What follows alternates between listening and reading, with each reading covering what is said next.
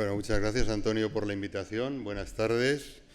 Yo no soy un especialista en superficie ocular, pero un poquito de cirugía refractiva sí que soy. Y entonces me voy a permitir darles a ustedes... Esto no va. 6 ideas que tenemos que tener los cirujanos que hacemos cirugía refractiva.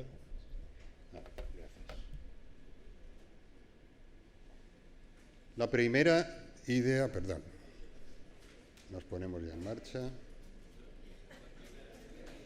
Esto no va. ¿Esto no va? Me voy a ir.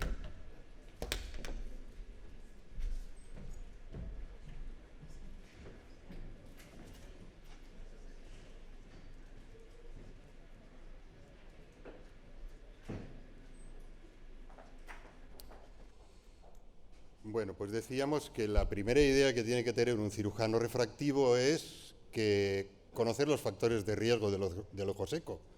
Y principalmente lo que compete a nosotros, efectivamente, conocer que nuestra cirugía, tanto refractiva corneal como facorrefractiva, produce o puede producir ojo seco.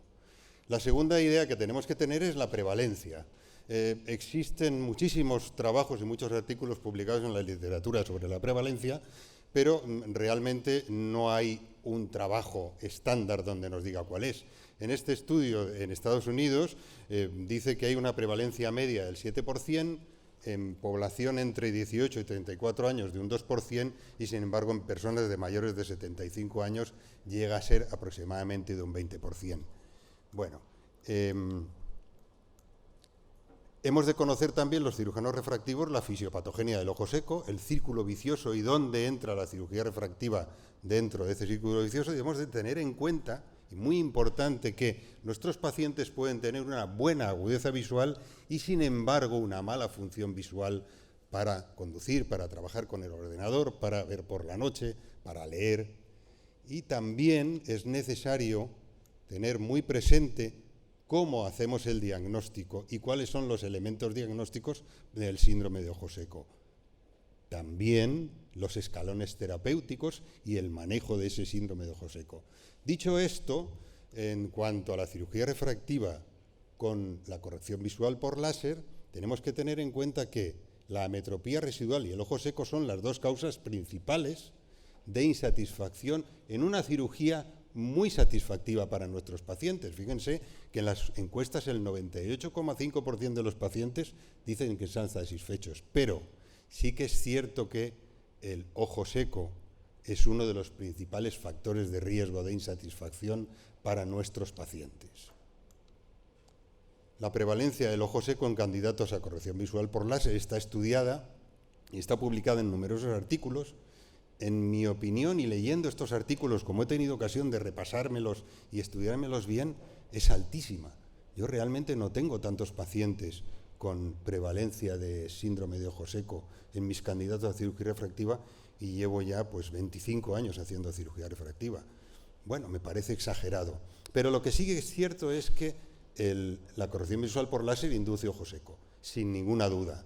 Quizá en esas tasas tan grandes que dicen llegando al 18 o incluso el 40% de ojo seco crónico después de corrección visual por láser, me parecen cifras exageradas en mi experiencia. Discutirlas sería cuestión de un trabajo importante que deberíamos plantearnos. En cuanto a las técnicas quirúrgicas que inducen ojo seco, evidentemente el LASIK con microqueratomo se lleva la palma. A continuación va el FentoLASIK y los LASIK con lentículos finos parece que tienen menor incidencia. Está claro que PRK tiene menos incidencia de síndrome de ojo seco que LASIK. LASIK lo mismo porque es una ablación de superficie. Y en el SMILE hay mucha discusión en este momento porque es una técnica que aún está en estudio y en el futuro tendremos más datos sobre ella. Los factores de riesgo en cuanto a síndrome de ojo seco por LASIK, por todos conocidos, ojo seco preoperatorio, mujer, sexo femenino, mayores de 40 años y, muy importante, el LASIK hipermetrópico, entre otros. Bien.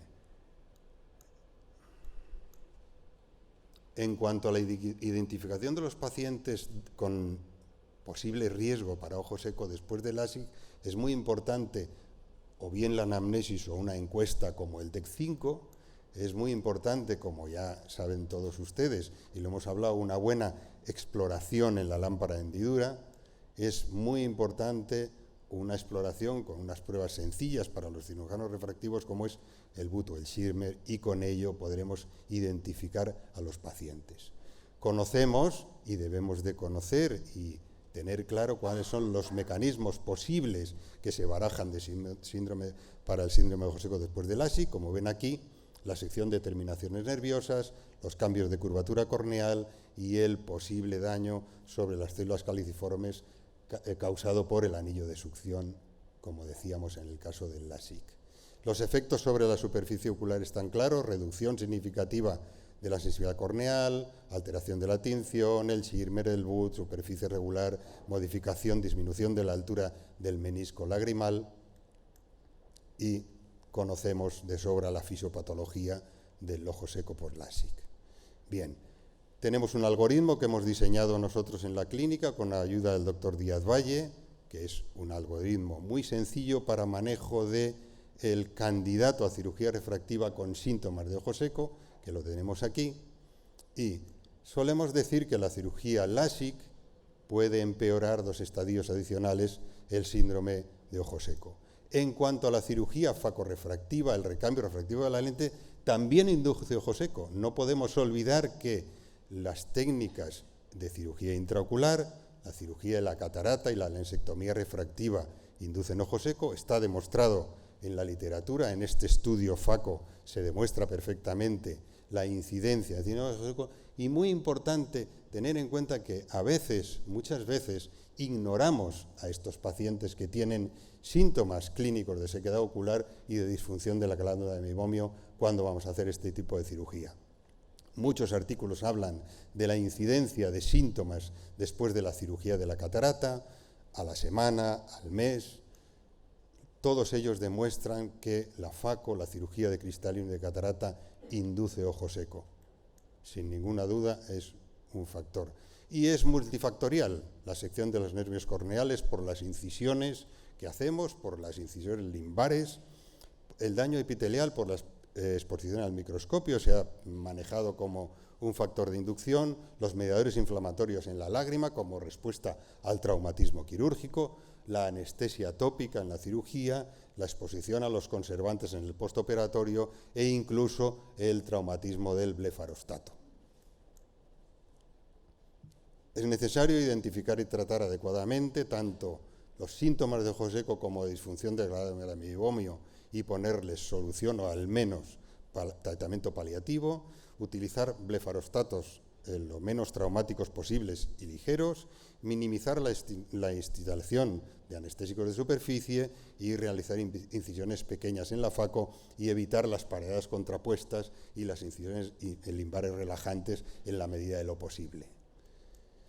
Bien, se suele decir también que en cirugía de la catarata se empeora un estadio adicional el grado de síndrome de ojo seco preoperatorio. Muchas gracias por su atención y les quiero invitar al SECOIR del año que viene, de este año, de mayo, donde además vamos a presentar la monografía de la cirugía de la hipermetropía. Muchas gracias.